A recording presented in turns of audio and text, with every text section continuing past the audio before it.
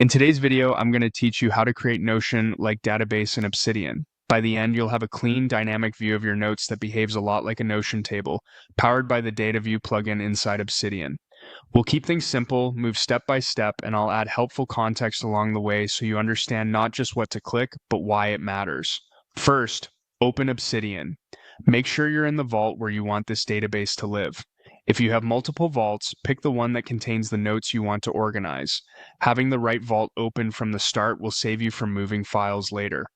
Next, create a new folder using the File Explorer on the left. This folder will act as the home for the notes you plan to display in your database. Keeping related files together gives DataView a clear target, and it makes your structure easier to maintain. Give the folder a meaningful name so it's obvious at a glance what belongs there. Now, name the folder. Choose something descriptive that reflects the type of content you'll store, like tasks, projects, articles, or resources. Consistent naming helps later when you write queries that look for notes inside this folder. Inside that folder, add a new note. This will be the note that displays your Notion-like database. Think of it as your dashboard or view page. You can create more notes in this folder later that represent the items you want to track, but for now, create at least one note so your database has something to work with. If you already have notes you want to include, you can move them into this folder at any time. Head down to the bottom left of Obsidian and open Settings. This is where we'll enable one of Obsidian's most powerful features, Community Plugins. These plugins extend Obsidian far beyond the basics. In Settings, go to Community Plugins. If Obsidian warns you about third-party plugins, take a moment to read the notice. Community plugins are widely used and incredibly helpful, but they're created by the community. Only install what you trust and keep plugins updated for the best experience. Click Browse to open the plugin directory. This is a searchable catalog of add-ons that can transform how you work in Obsidian.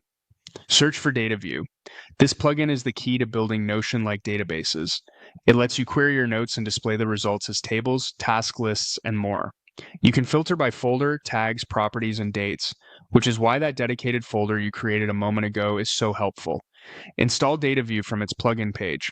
The download only takes a moment, and once it's in, you'll be able to turn your notes into structured views without leaving Obsidian.